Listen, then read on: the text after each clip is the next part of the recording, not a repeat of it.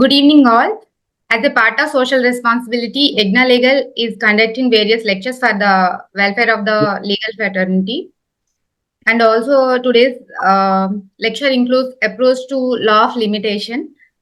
Today's eminent speaker is Sri Y Nageswara Rao Garu, advocate and law officer at Radha Swami Satsanga Sabha, Dayabag, Uttar Pradesh. Brief introduction about Sir. Sir graduated in law from Andhra University, Walter Visakhapatnam in 1980, and also enrolled in 1980, joined in Kakinada Bar Association in East Godavari district, the present Kakinada district. Practiced there till 2016, almost in all branches of law. And Sir now presently working in the religious institution Radha Swami Satsang Association, headquarters in Dayabag. Now also, sir, continuing this practice online as a member in Kakinada Bar. And also in 1984, a book on professional ethics and advocacy is published under co-authorship of Dr. C. Rama Rao Garu, late C. Rama Rao Garu, professor in law of Andhra University. And this is the brief introduction about our present eminent speaker, Sri Y Nageswara Rao Garu. And we welcome you, sir, to this lecture. Please start the lecture, sir. Thank you. Good evening to all.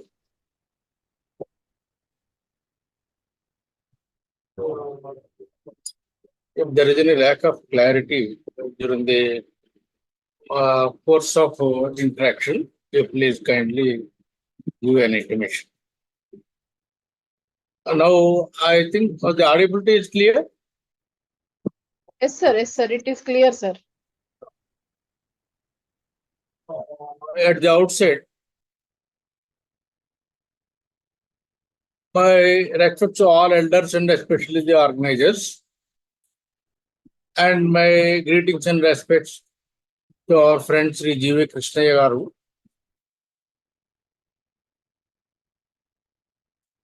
And my best wishes to all the youngsters and prospective and budding lawyers who are aspiring for the judicial service also. Today, as a matter of fact, I do not want to make any endeavor to express as a lecture with reference to the topic or the subject, because the organizer's motto is for a speaker, as far as practicable, may develop the teacher and student temper. For that purpose, as far as the law of limitation is concerned, just like any other subject, not merely the law of limitation, just I want to make an endeavor to introduce the subject, to the prospective lawyers so that they can go along with the subject more easily. That is my endeavor. Let us not go by section-wise interpretation or section-wise explanation, taking the Bail Act into hand. But let us divide the topic in two aspects. That is, in the scope, first as an introduction to the subject, and later, in the next class, we will briefly cover the entire subject. Before understanding the subject, certain concepts which are repeatedly occurring as a basic element of law of limitation are to be borne in mind. For that purpose, what is the scope of law? What is the scope of the limitation law? And what is the basic concept behind putting a bar on the exercise of the right? This today we will take up. As a general rule, the basic concept is iubicius ibi remedium.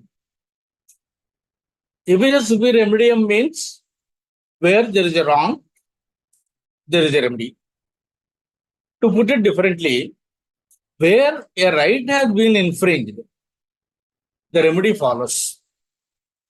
Without remedy, there shall not be any infringement, and in the absence of any right, there is no remedy also. Then, what is the scope of limitation on this particular aspect? Because this is a concept which itself is a very lengthy subject. Ubiquitous ubi remedium, how the doctrine has been evolved, and how the doctrine has been developed, and what are the limitations of the doctrine. This is totally a different subject. As far as present scope is concerned, what we have to see is, when there is a remedy, is that remedy a permanent remedy, or is there any bar on that particular remedy? Within that scope, if we see whether a remedy is continued as an evergreen or it shall continuously flow irrespective of time, then what would be the settled position of the parties? With this concept, the law of limitation bars the remedy, not the right, except in certain circumstances, and those circumstances we will see. As far as the remedy is concerned, that remedy can be exercised only for a particular period of time, and thereafter that remedy is not available even though the right has been infringed. So in one way, we can say that law of limitation is a concept as an exception to the general principle of habeas ibi remedium. Only to this extent, our friends may now keep in mind before going to that. Before the evolution of law of limitation, is there any particular prescribed period which has been prescribed to exercise a particular remedy? When this concept of fixing the period and this concept of expiring the remedy after a particular period has been developed. Before that, what we have to see is, as a basic concept, latches.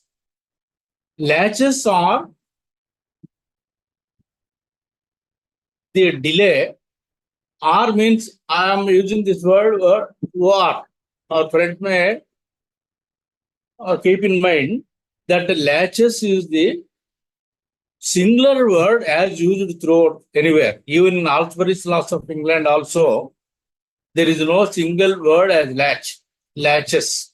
Latches means it is the conduct on the party which disentitles him to exercise a particular remedy after a particular period. After a particular period in the sense, not just like in the Limitation Act as a prescribed period. Prescribed period is the period which has been prescribed by the legislature under the enactment, or in certain circumstances by practice or custom. But here the latches is only, we can say, as a delay in approaching the court. This doctrine has been developed by the courts of equity irrespective of the point of time for a particular remedy.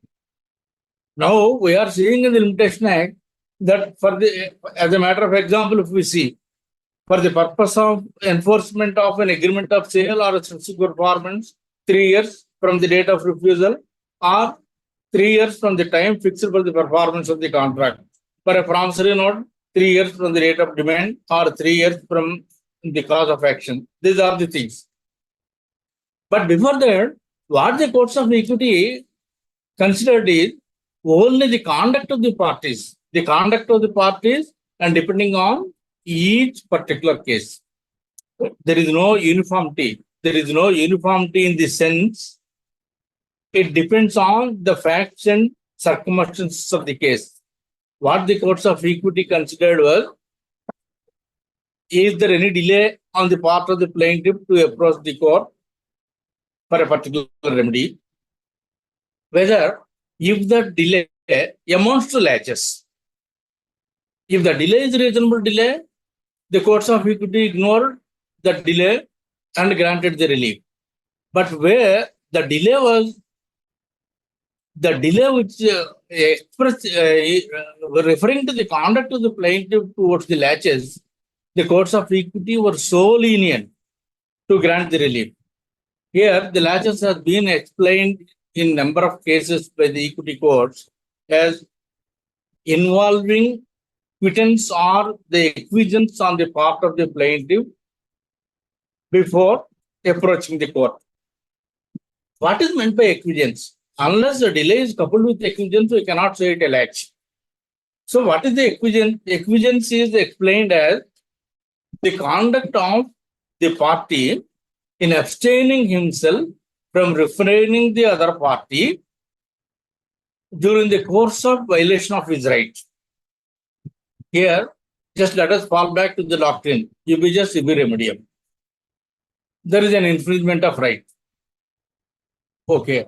When the right is being infringed by a particular party or say the defendant, then what the plaintiff has been doing, whether he is standing by during the course of violation, and if so, why he did not warn the defendant about that. That is one part on the part of the plaintiff to consider the land in the primary sense. In the secondary sense, the latch has been on the part of the defendant not simply by standing by during the course of violation of the right, but as a matter of approval or a consent to the result of such infringement. This is so serious and also an aggravated part on the part of the plaintiff to invite the attention of the courts of equity. So, when the acquiescence on the part of the plaintiff is there during the course of delay, the courts of equity considered chiefly two things. What is the effect or what is the status on the part of the defendant because of the latch? The plaintiff, without abstaining or refraining the defendant from violating the right, he gave the assent. So, the courts of equity mainly considered the knowledge. Knowledge not merely on the part of the plaintiff, but also on the part of the defendant. The plaintiff shall be with the knowledge that the defendant has been violating his right. And the defendant also should be under the same position that he is violating the rights of the plaintiff. So, when he is violating the rights of the plaintiff and with that knowledge, he is acting, then it is at the cost or at the risk of plaintiff's assertion of the action at a particular point of time. Then the conduct of the defendant is considered and the conduct of the plaintiff also is considered before granting the relief. Therefore, before the evolution of the law of limitation, basing on the last when the courts were giving findings or granting or not granting the relief to the plaintiff, always it was depending on the facts of each case. And in one case, the court used to grant the relief to the plaintiff. And on the same set of facts in another case, basing on the change of status of the defendant in the matter, the courts were not granting the relief to the plaintiff. In course of time, the exceptions have been developed. What are the exceptions to the latches? Because the exceptions to the latches and the principle of latches are to be taken into consideration as the foundation for the limitation act. Where a particular party, say the plaintiff, has not been vigilant and has been allowing the other party to continue to violate his right. And also in some cases, he was allowing the other party to invest something during the course of such violation. So, for example, A and B are the neighbors. And B is the neighboring landholder. He disturbed the field bund of A. He started transplanting his land by encroaching upon the field of the plaintiff also. But the plaintiff did not make any objection and the defendant continues to enjoy. Here, what we have to see is whether actually the plaintiff knows the right and whether the plaintiff actually knows that the defendant was encroaching upon his field, or he is setting right the field bond, or he is enjoying his own property. The same question has been put to the defendant also. Whether he knowingly disturbed the field bond or accidentally disturbed the field bond, or whether he was under the impression that the property in his possession belongs to him. So knowledge is the essential aspect of the land, and when this knowledge is attributable and is attributed to the plaintiff, and the plaintiff was not vigilant, then he is not granted any relief on the principle that law does not help the persons who are sleeping over their rights. This is what has been expressed in the Latin maxim as vigilantibus, non-dormantibus, juras subvenient. That means law helps those who are vigilant, and law does not help those who are not vigilant or sleep over their rights. This is one of the foundation principles of the. Then, whether if this delay has been accepted by the courts of equity to grant or not granted, what are the exceptions to this doctrine? The prime consideration, just what we have now seen, is that the courts mainly see the change of status of the defendant because of the lapse on the part of the plaintiff. Because always the right and wrong both do not go together. Pollack says that both are contradictory. A rightful action is the mandate of the moral, whereas the wrongful action is not the mandate of moral but prohibited by law. When a prohibited act has been done by the defendant and the plaintiff kept quiet, and that breach makes the defendant to alter his status on the strength that the plaintiff was not going to take any action against him, or on the strength that he was in peaceful position or a tranquil enjoyment of the property without any interference from the plaintiff, and he developed the property or he changed his status of the stand where it is a contractual obligation, then that is also considered as the chief element to refuse the relief to the plaintiff. So, can this delay be explained? And under what circumstances the delay is condoned by the courts of equity? The courts of equity recognized the exception. Among them, first exception is the knowledge of violation of rights. Basing on this, the limitation also has been evolved in later point of time. Now, what is the knowledge in the concept of laches? The plaintiff does not know that his right has been violated. Till that particular period, the delay is not at all counted. The delay is counted only when the plaintiff has got the knowledge of violation of his right. We can see, basing on this knowledge, in the Limitation Act also, in the first schedule, certain articles provide for the institution of the proceedings or the causes of action from the date of knowledge, or the article says when the plaintiff has first become known, the facts entitling the plaintiff to have first become known to the plaintiff. That is the actual phrase used in certain articles. From the date of knowledge, or when the plaintiff has found the notice the fraud played by the defendant, where the suit has been based on the fraud. When the suit is filed for a declaration or the cancellation of an instrument basing on the strength of fraud, then when that fraud has been noticed by the plaintiff, not simply from the date of the execution of a particular document.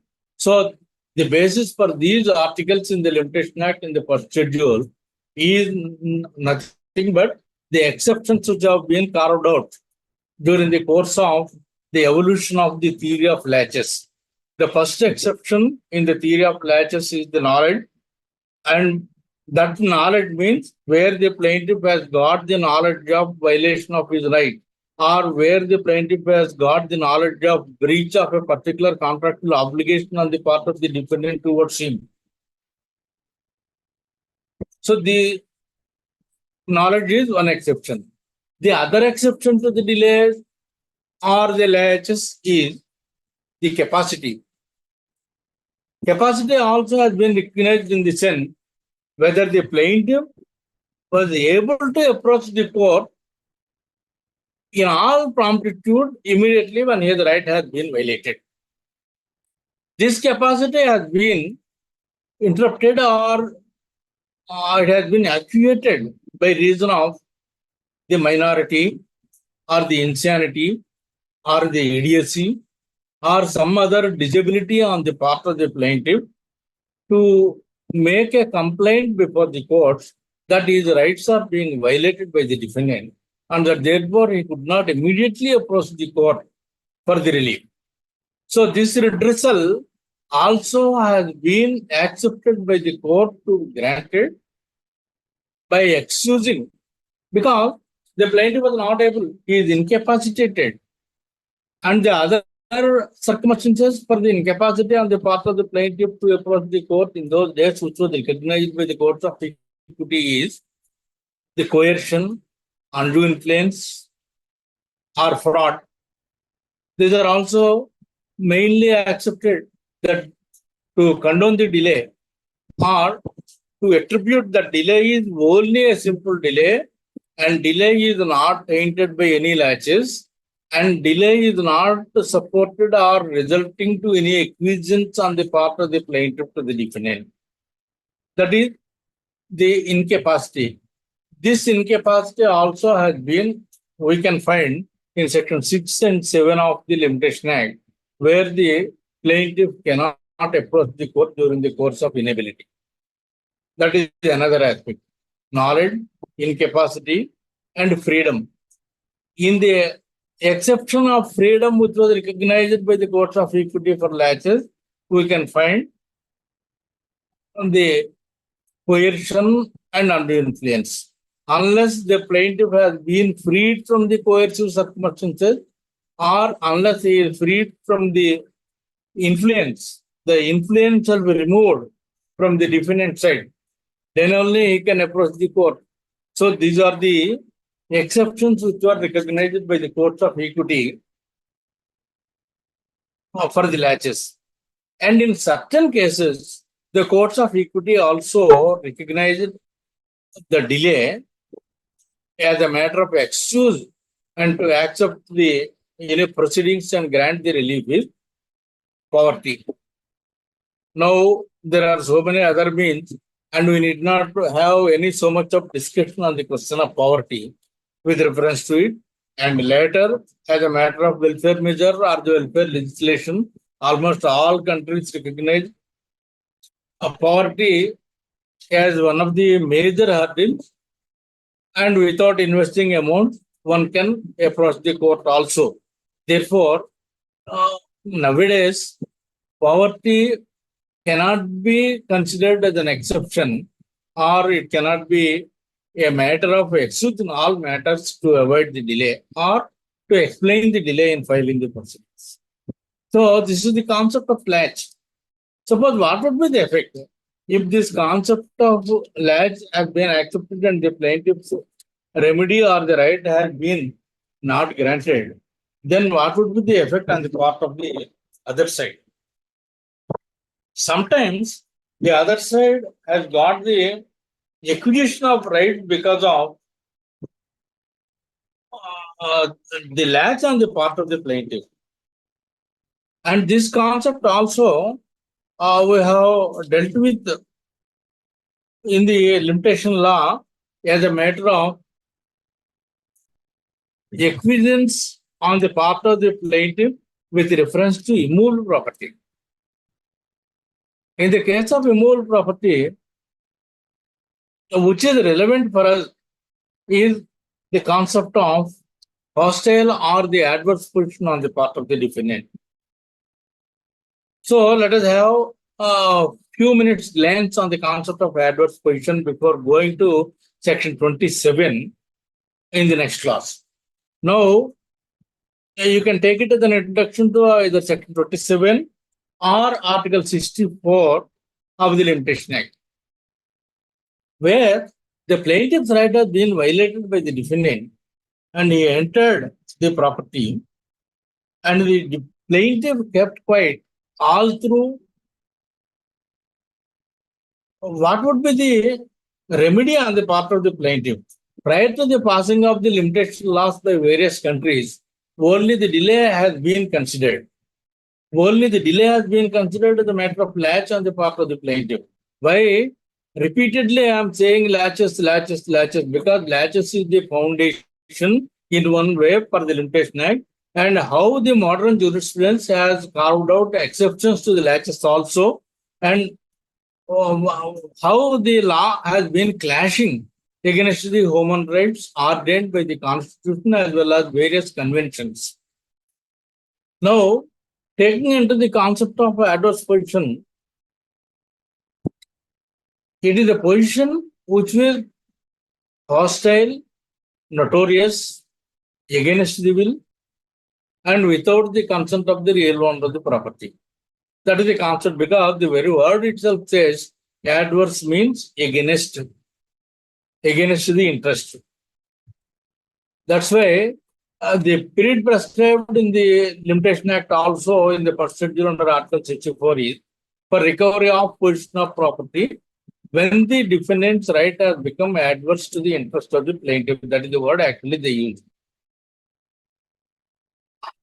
Adverse position has been explained as it is a position nec vi, nec clam, and nec precario. Nec vi means without force. The position taken without force. Here, we have to see that force means not the criminal force or other force. Force, the word has been used as to mean without authority. Just in the course of our arguments or in the course of judgments also we see that I see no force in the contention of the plaintiff, Your Honor.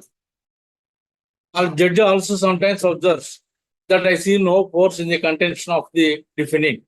So that means force means by authority, by reason. Nec vi means the position taken without force means the position taken without any authority of law or without any sanctity or without any authenticity. And nec clam means without secrecy. Without secrecy means it should be the open position and he must do some overtax on the property and he must deal with the property against the interest of the real owner and he shall enjoy the property publicly. Not simply taking a document in his name and keeping it in his chester, it does not give rise to any adverse position. And nec precario means without the permission or without the consent or leave or license of the original owner of the property.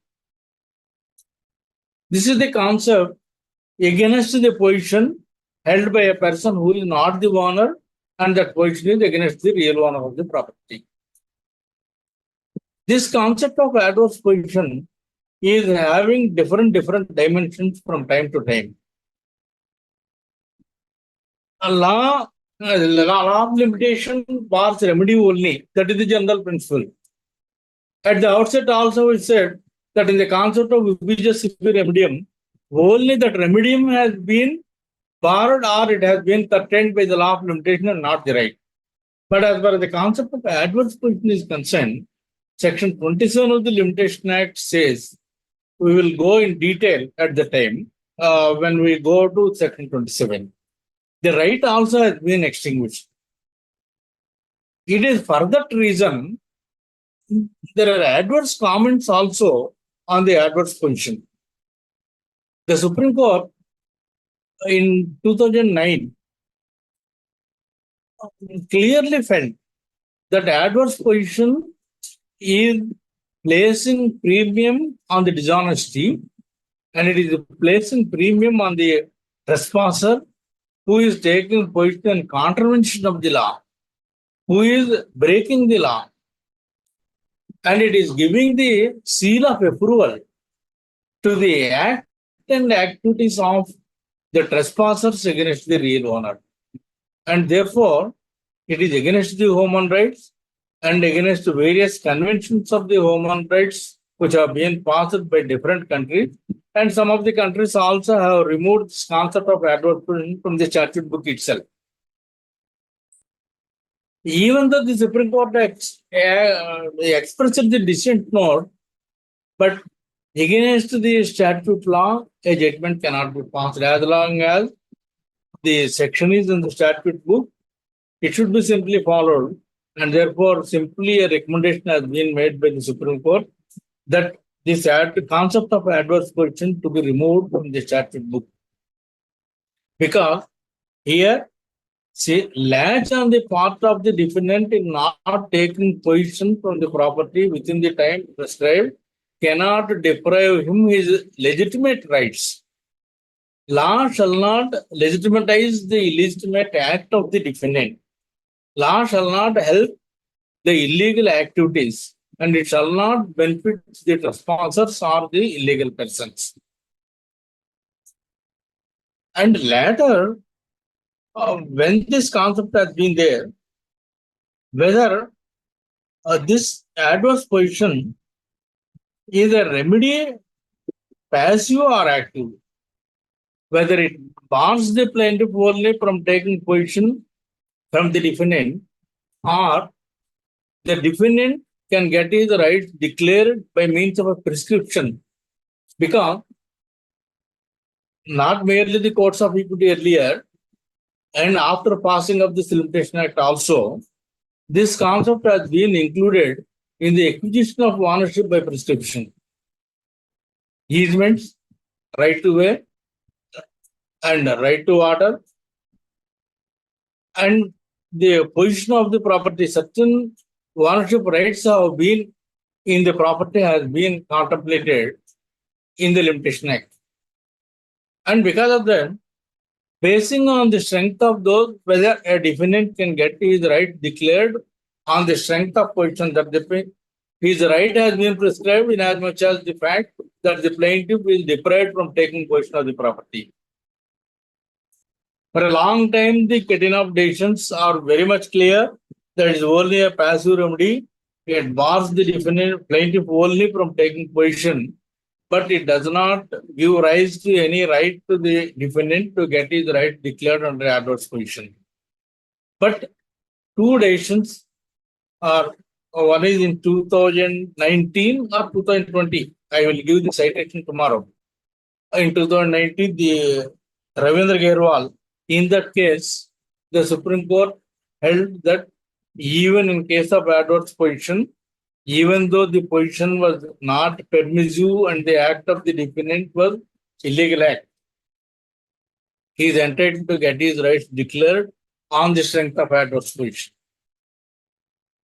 Ultimately, the various conflicting judgments of the Supreme Court and the sentiment of the Supreme Court, that is the word actually used by the Law Commission, the sentiment of the Supreme Court in expressing to remove the concept of adverse position from the statute book and make recommendations to the Parliament has to be taken note of, and that therefore the Law Commission in 2023 recommended by means of the bill to remove the concept of adverse position from the law, just like other countries, because so many countries have been removed this law. So this concept we have to take it in mind. Then before going to depth in the Limitation Act, what we have to see other thing is cause of action. What is meant by cause of action? The cause of action has been nowhere defined either in CPC or in the limitation, but it has been explained from time to time. It is a factual situation by reason of which a plaintiff is having a right to institute proceedings as a matter of redressal. It is a factual situation which gives right to the plaintiff to make his grievance for the remedy and which gives right to the defendant to traverse those allegations. And cause of action give rise to different rights of action. We shall not confuse between the cause of action and the right of action, because each right of action independently is having its own limitation. Suppose let us take an example with reference to the violation of right in respect of immovable property. If the plaintiff is apprehending only an interference from the defendant, that interference is the cause of action for the plaintiff to approach the court for a remedy of injunction against him. If the plaintiff already, if the defendant already trespassed into the property of the plaintiff, then the plaintiff's remedy is for the recovery of possession of property. So, for the recovery of possession of property, the particular period of limitation has been prescribed by the Act. And where the defendant entered the property of the plaintiff, coupled with the denial of the plaintiff's right to the property, then it may give rise to the plaintiff for a declaration of right as well as for possession of the property. Suppose if it is a simple denial of right, then the plaintiff's suit will be for a declaration and injunction. That is governed by a different provision of law under the article, and different period of limitation is governing. Therefore, we have to take care before considering what is the exact cause of action and what rights we are getting under that particular cause of action. So, in one way to say that cause of action means it is only action of the defendant which give rise to a reaction from the plaintiff. So, what type of reaction the plaintiff is having? So, in so many matters, we are observing that in pro forma, in the plaintiff, the number of advocates have been writing that for the cause of action for a particular suit has been from the date of their purchase of the property itself. In fact, the dispute is with the defendant. The defendant, who is a neighbor, is trying to interfere with the plaintiff's property or has already interfered with the plaintiff's property. In fact, that is the cause of action, but not when the plaintiff purchases the property. It simply writes in the plaintiff that the cause of action for the suit arose when the plaintiff purchased the property in 1964 and in 1975 when the defendant tried to interfere. So, from which point of time you have to compute the period of limitation? From the date of your purchase or from the date of your violation of right? So, all my junior advocates, my appeal to them is that they must find difference between cause of action and the rights of action. And how many rights of action a particular cause of action is giving. That is also to be taken into consideration. Because if one relief has been omitted and he simply filed a suit for another relief, the suit will be rejected ultimately. Even specific relief act also, it says that section 34 of specific relief act will be taken into consideration, where the plaintiff is competent to seek or able to seek for a higher relief and fails to do so, his suit will be dismissed because a decree will become infectious. It will be an inexecutable decree. And therefore, we have to see whether the suit is a multifarious suit in the sense how many rights of action we are entitled and what are the remedies we are entitled by reason of a particular infringement of the right. These are the things we have to see. Unless this has been seen, we cannot frame a suit in a proper perspective, and the suit will be definitely barred by limitation. That is one thing. So, this latch, why today we discussed on this before going to limitation is, even so many suits we are finding in specific relief act more particularly, that the result is depending on the discretion of the court. A judicial discretion that would be exercised by the court, and sometimes the section or the statutory contemplation is that the such discretion which is capable of being corrected by the Court of Appeal, just like in a suit for specific requirements. Simply because we file the suit well within the period prescribed by the schedule of the Limitation Act, the suit is not automatically decreed. The courts are observing whether the plaintiff has come to the court with without taking any unfair advantage against the defendant, whether the contract is frustrated by any of the actions on the part of the plaintiff. And what is the conduct of the defendant? Defendant's conduct also the court will see.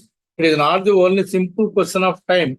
It is what is materially the delay and latches on the part of the plaintiff is more material in those cases to exercise the judicial discretion. Without that, the court won't grant the relief, because the court will consider whether that latches is amounting to waiver on the part of the plaintiff. Even though it is not the waiver on the part of the plaintiff, whether the courts are fair enough to grant the relief, not simply from the point of the plaintiff, the courts are considering in the reliefs of equity.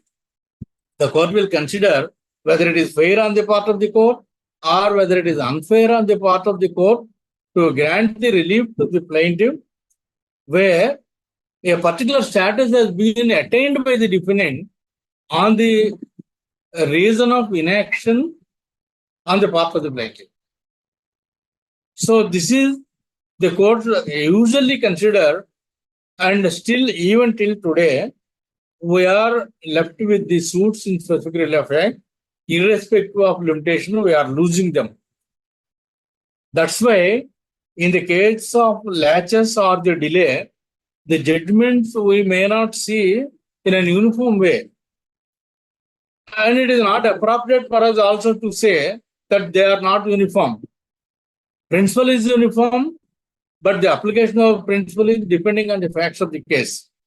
In some cases, because of the delay, the courts are granting higher compensation or higher consideration to the plaintiff defendant for the execution of the document. In some cases, the courts are finding that the plaintiff was not ready and willing, and therefore his conduct is not enabling him to get the sale deed. Usually in specific performance suit and in the suits of compensation, we are observing this. Therefore, it is not simply the question of limitation. It is the delay that is material on the part of the plaintiff, either to get the relief or to fail to get the relief. And one more important aspect what we come across in the Limitation Act is another concept, that is the letters of administration. Just today we are introducing the concepts which are we are coming across in the Limitation Act. Letters of administration means it is a letter granted by the district court to administer the estate of the deceased, where a person dies without leaving any will and without any proper legal representatives, then to administer his estate, the permission from the court can be obtained, and that permission in the style, actually it is an order, but the courts will grant it in the style of a letter, and that is called the letters of administration of the estate of the deceased. Where a will has been executed and where the executors have been appointed or the administrators have been appointed by the testator himself, there is no necessity for any letters of administration.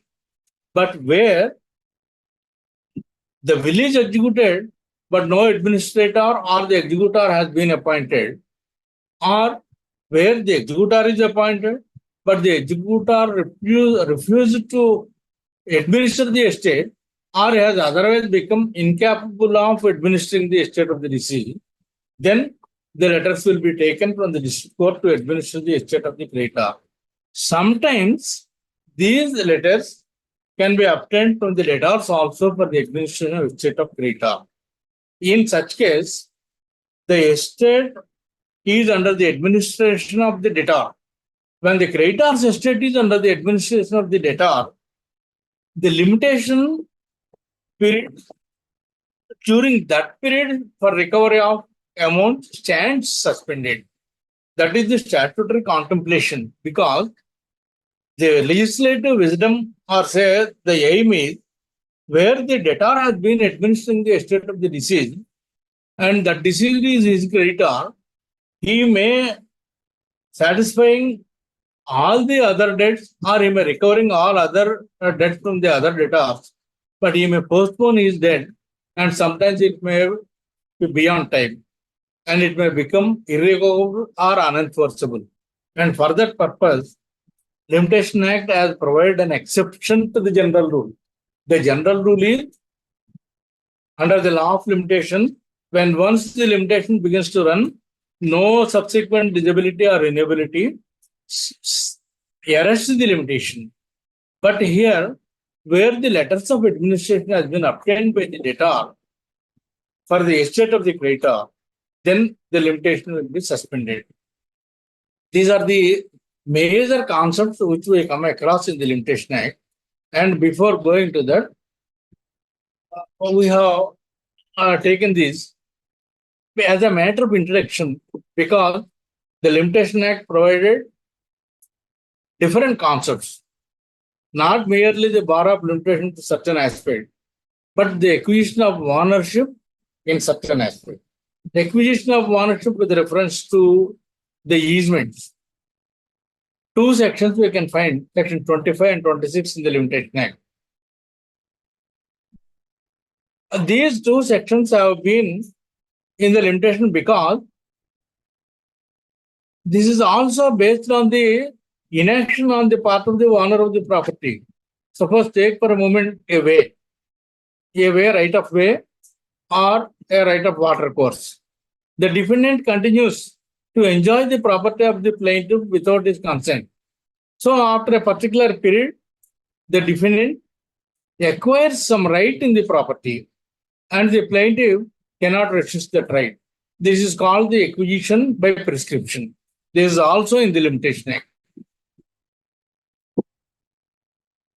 This Limitation Act has been passed prior to, after the passing of Easement Act.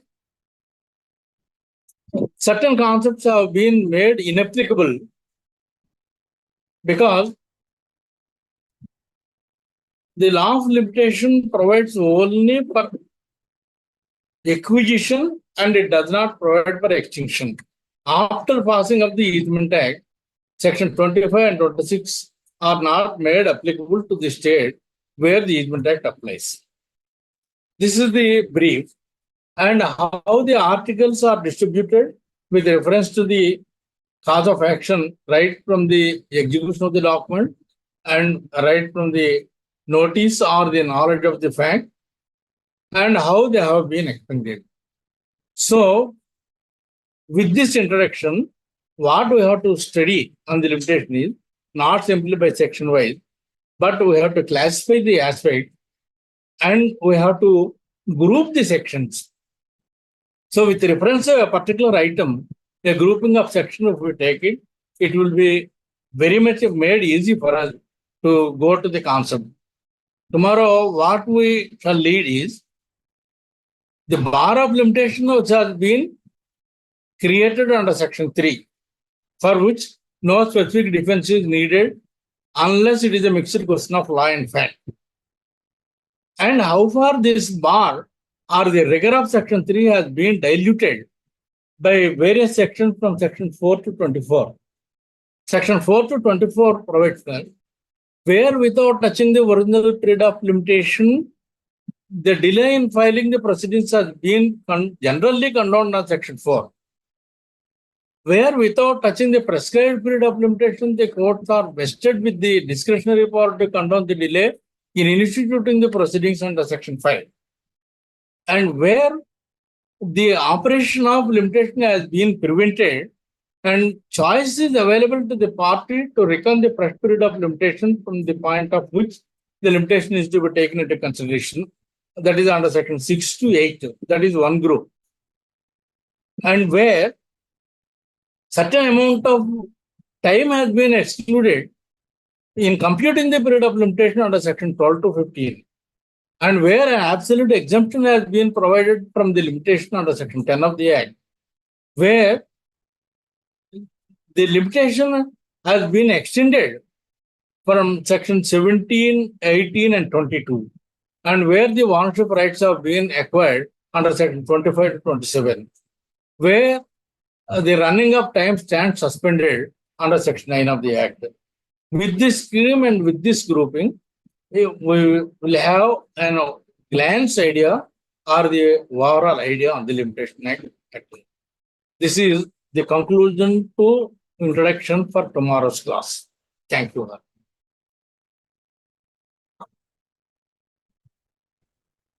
Thank you, sir.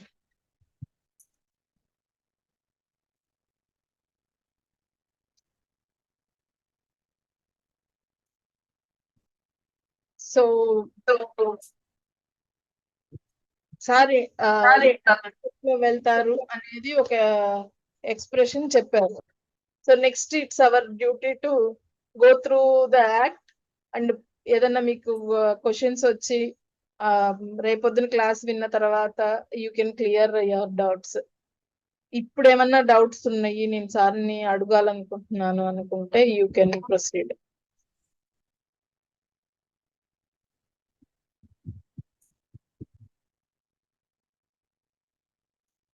ఎవరైనా specific question ఉందా?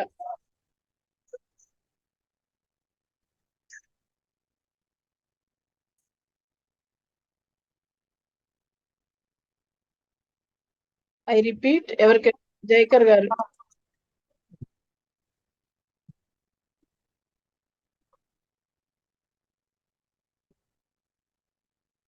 జైకర్ గారు, okay sorry, నేను అందరినీ mute లో ఉంచాను. Now you can ask sir.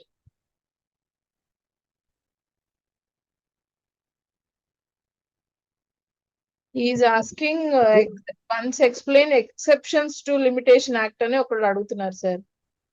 Good evening, sir. Nageswara Rao. This is Jaikar from Hyderabad. Cheppandi. Sir, can you elaborate more on Section 5? See, Section 5, because there's a great shelter and it's a big umbrella. So I wanted to,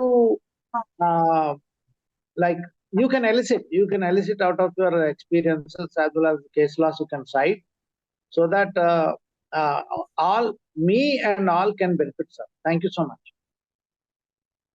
అంటే మీకు specific గా ఏ item మీద కావాలి section 5 అంటే?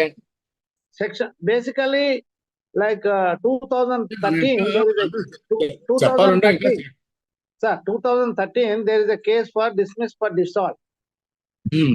Case for dismiss for default. Out of several reasons, which the forum can also understand. There are some threats on the advocate not to attend. There were some other enticing factors for the advocate not to attend. And finally he gave up and gave the NOC, which I took over.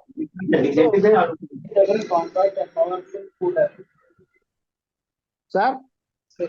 చెప్పండి. Are you able to follow me, sir?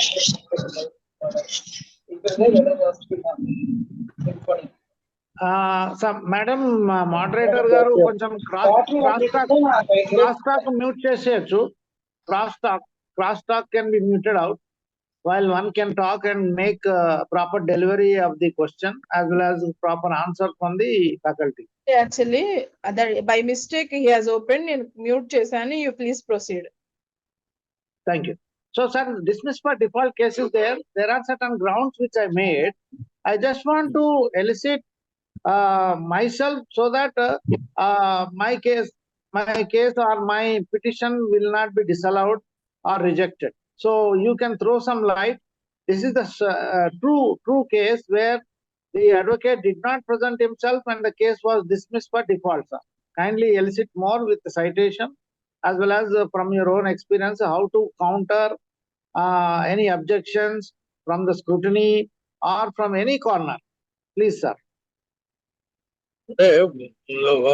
అంటే proceedings ఏమిటి main proceeding సూటా? అవును sir. OS original suit sir. అదే original suit. ఎందుకంటే చాలా section 5 కింద కోర్టుకు ఉన్నటువంటి పవర్ ఎప్పుడు కూడా డిస్క్రిషనరీ పవర్ అండి. సార్ డిస్క్రిషనరీ పవర్ అన్నప్పుడు సెక్షన్ 5 లో ఉన్నది ఏంటంటే we have to explain day to day delay why we could not filing the proceedings in time. That is more rigor on the section 5, because for any justifiable cause, if we are able to establish the fact by reason of which we are prevented to file the proceedings, the court will definitely exercise the jurisdiction in your favor, because you are saying that you are prevented by unlawful element by means of threats or otherwise. Yes, sir. You are right, sir. To appear. Yes, So sir. you have to prove before the court that after removing from the coercive circumstances or the undue influencing circumstances, I have come to the court with this application to condone the delay. So we have to mention all these things in the affidavit. Otherwise, if you cannot prove it also. Without pleading, you cannot prove. Because what we are saying in the general clause is, now, the power to condone the delay is only a discretion on the part of the court, where you are able to establish that you are prevented by a just cause. That what the section says. If the cause shown by you in the affidavit is just, automatically the court exercises the discretion in your favor. Even citations also says like that only, where the petitioner is able to establish the just cause and he is able to explain the delay will be condoned by the court. Random decisions we cannot submit in this clause, sir. Only the principle we can say. As per the principle, you have to show that you are prevented by a just and reasonable cause, and this is the cause. Unless you reflect that cause in the petition, you cannot get the order in your favor. Thank you, sir. I have done that. But at the same time, I have an apprehension that it may be turned down. So I am yet to file. Sir, number one, can I restore the petition? Restore the case or go for a fresh suit? Delay is abnormal delay or normal delay? 2013, sir, 11 years. 11 years. 2013. 11 years. Is there any change of status after the dismissal of the suit? As on the day, because all these things will be considered by the court.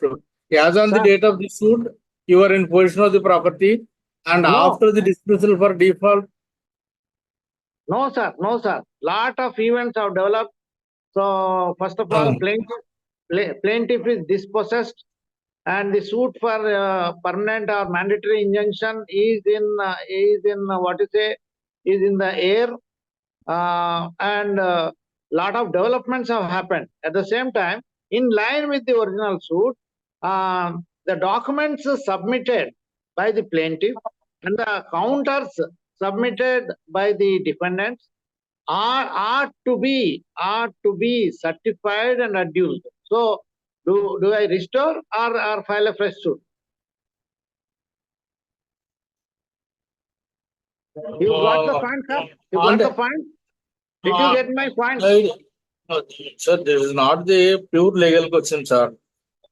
Whether a second suit is barred or not, because Order 9 Rule 9 says where the suit has been dismissed for default, on the same cause of action, a fresh suit is definitely barred. There is no question of filing a second suit. So that is the R9 bar. But Yes. as far as the question of continuation of delay is concerned, it is purely a question of fact depending on the circumstances of your case. Because generally what we can say is, if there is a just cause, the court can actually the discussion in your favor. That is the simple answer. But unless your fact is tested in this general principle, we cannot say. Because if the cause of action has been changed, and it gives rise to a definite and separate action for you, then you can file the suit. And if as on the date of the suit you are in position and subsequently you are dispossessed, then you can file a suit for recovery of possession of the property on the strength of this illegal action of the plaintiff taking advantage of the dismissal of the suit. These are all the things depending on your fact. Sir, what you said, suit for recovery or the suit for repossession of a decreed property, all these are secondary. But you are missing my critical point is plaintiff has submitted some original documents in 2013, which they hold good even now. Now, over the period of time, these documents have been nullified by fabricating fake documents. Point number one. Point number two, the counters filed by the defendant then stand true, and to the strict proof of veracity, the whole nature has been changed because the drama took over in leaps and bounds and the plaintiff is dispossessed. So the prayer or the counter which he has prayed, which has been in the counters, totally would be topsy-turvy now. And I want to acknowledge those with the certified documents of the then counters filed by the defendants, now to vouch before that their stand remains same. This is my strategy, sir. Dekar garu, మీరు ఇందులో మీ point catch అయిపోవడం కాదు, నేను అడుగుతున్నది ఒక్కటే. మనం personal గా ఒక మ్యాటర్ డిస్కస్ చేస్తున్నాం తప్ప, మీకు ఇప్పుడు సెకండ్ సూట్ పడేయడానికి ఫ్రెష్ కాజ్ ఆఫ్ యాక్షన్ మీ సూట్ లో కనపడుతుందా? What are the foundational facts of your original suit? కేవలం ఆ ఒరిజినల్ సూట్ మీదే మీరు రిస్టోర్ చేసుకుంటే వితౌట్ ఎనీ ఫర్దర్ ప్రొసీడింగ్స్ మీ స్టాండ్ మారిపోయిందా? అది ముందు చూసుకోవాలి. అది ముందు స్టాండ్ మారలేదు అంటే, సపోజ్ మీరు ముందు ఇంజక్షన్ దావా వేసారు అనుకోండి, ఇంజక్షన్ దావా వేసి not to interfere with the position అడుగుతారు. సూట్ డిస్మిస్ అయిన తర్వాత డిఫరెంట్ ప్రాపర్టీలో ఎంటర్ అయ్యాడు అనుకోండి, అప్పుడు స్టాండ్ మారిందా లేదా, స్టేటస్ మారిందా లేదా, పార్టీ స్టేటస్ ఇప్పుడే మారిపోయింది కదా సార్. అవి చూసుకోవాలి. On the same strength of same cause of action కాకపోతే you can file the fresh suit.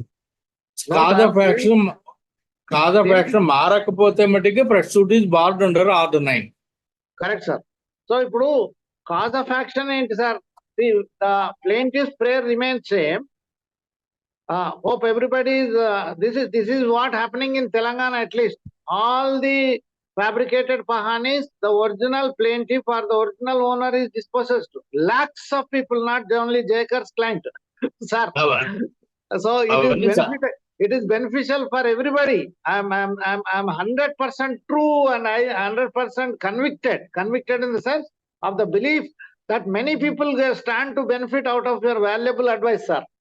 So the thing is, fabricated pahanis are the crux where the defendants are harping upon and selling away the properties of the plaintiff. So while the plaintiff, అవన్నీ lis pendens ట్రాన్సాక్షన్సే కదండి అవి. అవన్నీ లిస్పెండెన్సే కదా. మీరు simple గా ఒక్కటే చూసుకోవాలి sir, మీ client amend చేసుకోవాల్సి వస్తుందా ఒకవేళ రిస్టోర్ అయితే, ఒకవేళ ఫ్రెష్ సూట్ పడేయవలసి వస్తుందా అన్నది మీ కాజ్ ఆఫ్ యాక్షన్ మీద డిపెండ్ అయి ఉంటుంది. అది సరే. ఇప్పుడు live we too know each other, or many people who are the audience also know the plaintiff is dispossessed. At the 2013 he was in possession. Number one. Number two, అదే నేను principal చెప్తాను వినండి. అది మీ ఫ్యాక్ట్ ఫిట్ అవుతుందో లేదో మీరు decide చేసుకుందరు. కానీ ఎందుకంటే no two cases are equal కదా. మీ కేసు నా కేసులో ఉంటుంది, నా కేసు మీ కేసులో ఉండదు.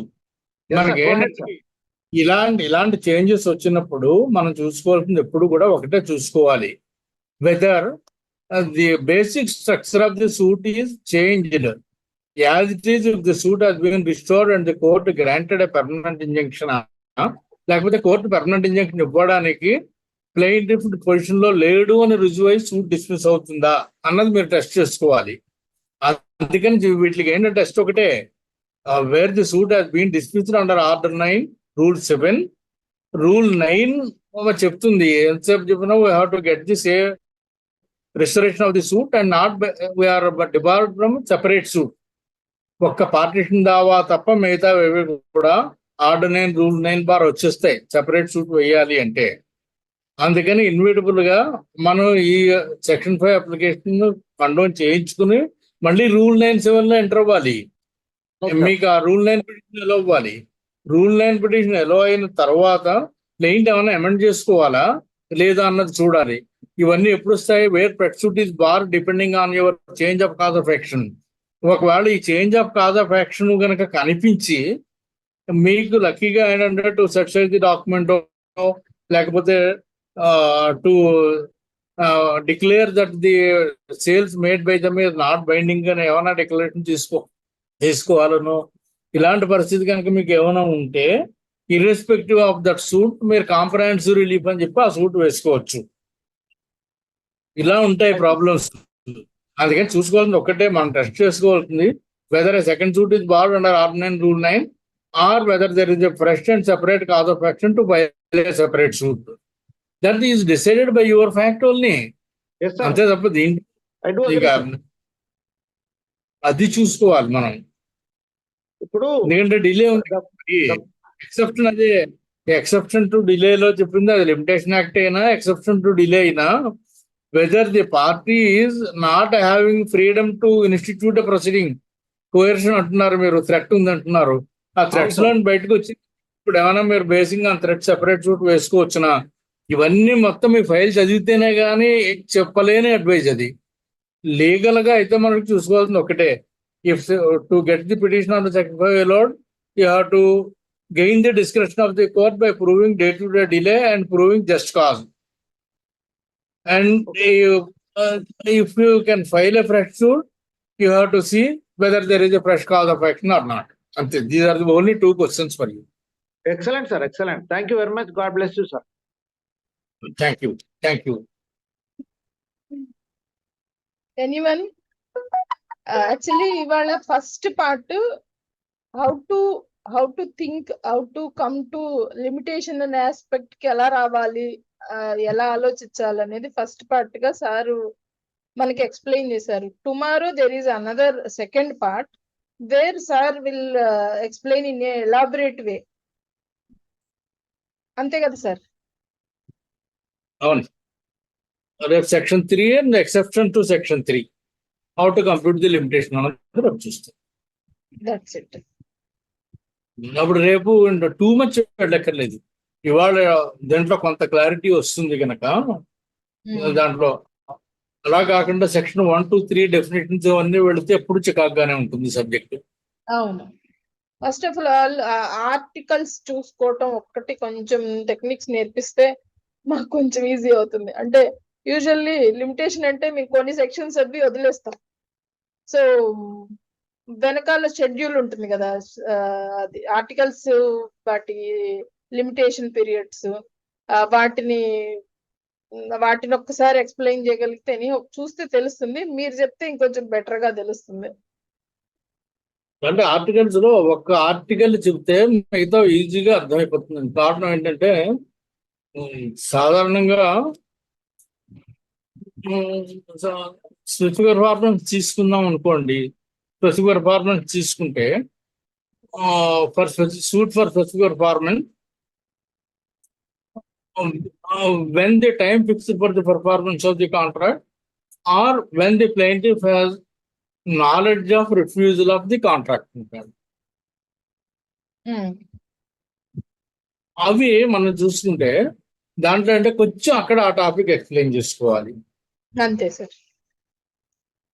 అప్పుడు ఆర్టికల్ అర్థమవుతుంది. అలాగే ఫ్రాడ్ ఉందంటే when the plaintiff know the real fact behind the fraud.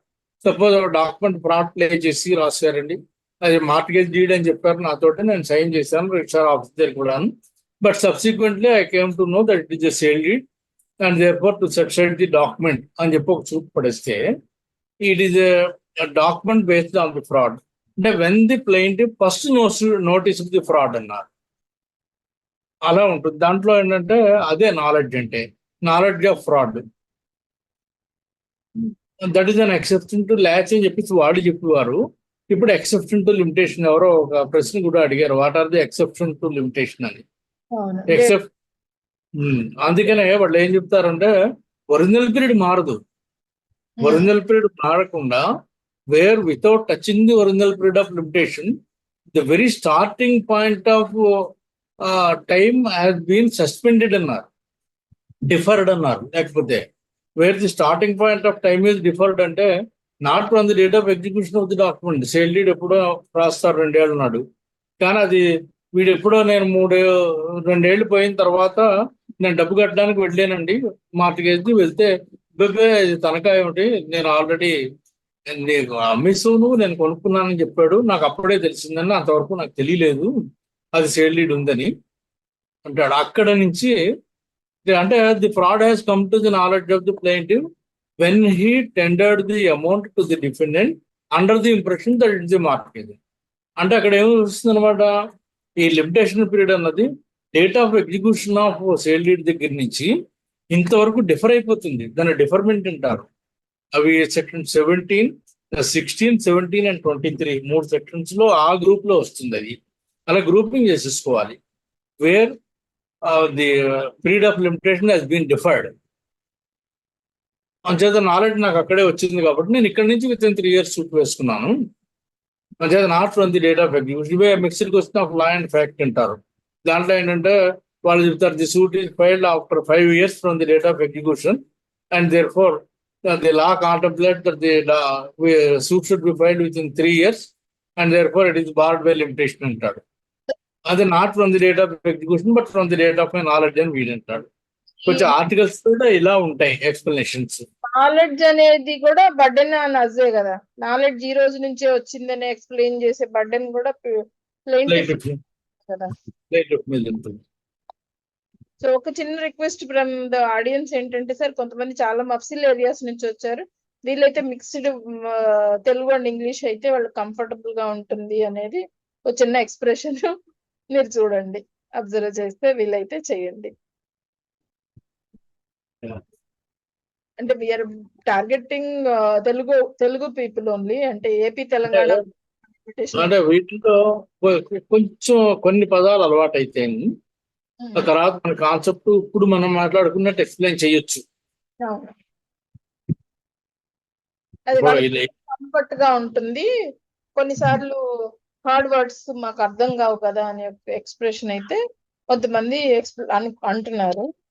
So మనకు దగ్గరకు వచ్చిన 100 members కి అయితే వాళ్ళకి అర్థం అవ్వాలి అనేది ఒక చిన్న ఎండీవర్. ఒకసారి కన్సిడర్ చేయడానికి ట్రై చేయండి.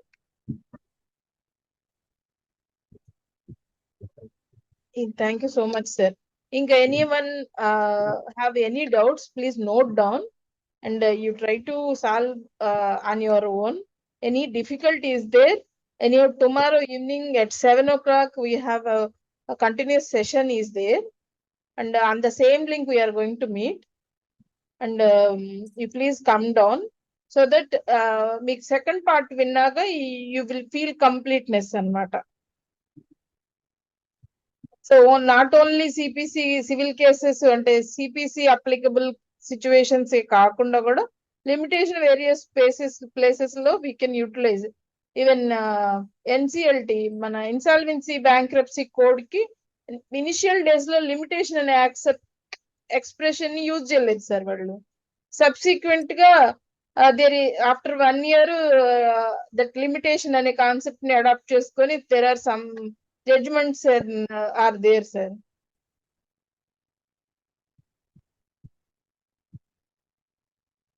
Anything to say? Anything to share with sir? Yes, sir. We are very happy with this session, sir. నిజానికి అందరిని మ్యూట్ చేశాను. యాక్చువల్లీ జైకర్ గారికి ప్రాబ్లం అవుతుంది అన్నారని నేను మళ్ళీ అందరినీ మ్యూట్ చేయాల్సి వచ్చింది. Sorry. Anyone wants to share your anything to share, you can unmute your self. Madam ఇది అడగచ్చు అడగకూడదు తెలియదు. ఒక డౌట్, ఈ లిమిటేషన్ యాక్ట్ కదా ఇప్పుడు మన లాస్ట్ చేంజ్ అయ్యాయి కదా సిఆర్పిసి ఇది. సో ఈ లిమిటేషన్ యాక్ట్ లో కూడా ఎఫెక్ట్ ఉంటుంది కదా?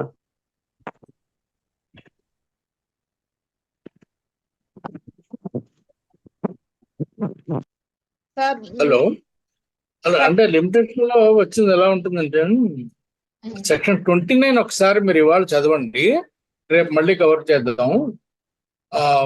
లిమిటేషన్ లో ఒకటి జనరల్ ఆఫ్ లిమిటేషన్ ఉంటుంది. జనరల్ ఆఫ్ లిమిటేషన్ అనేది as a whole for civil, criminal, revenue అన్నిటికీ ఉంటుంది. Unless the provisions of limitation are expressly excluded by that particular act. అది ఎక్సెప్షన్స్ కూడా, ఎందుకంటే బార్ ఆఫ్ లిమిటేషన్ అనేది సెక్షన్ 3 కింద అన్నింటికీ ఉంటుంది. But as per the exceptions are concern, the application is restricted.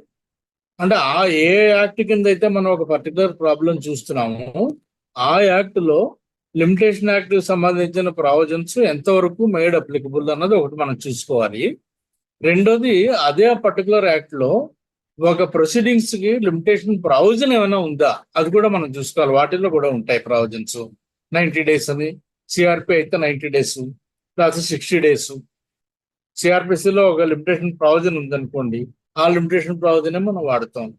ఎక్కడైనా కనుక క్లాష్ వచ్చి ఒక పర్టికులర్ ఎనాక్ట్మెంట్ లో ఉన్న లిమిటేషన్ కంటే జనరల్ ఆఫ్ లిమిటేషన్ లో ఎక్కువ ఉందా, లేకపోతే జనరల్ ఆఫ్ లిమిటేషన్ లో తక్కువ ఉండి ఆ పర్టికులర్ లాలో ఎక్కువ ఉందా అన్నది కూడా మనం చూసుకోవాలి.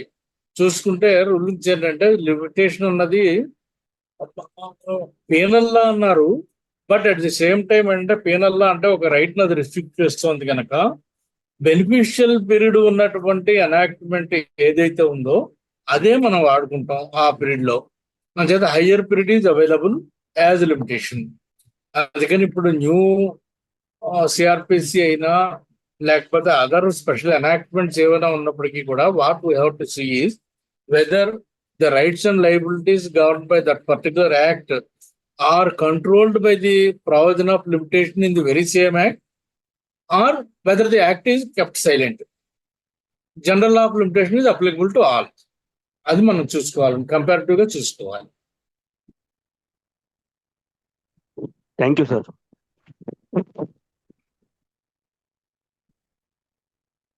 Thank you so much sir.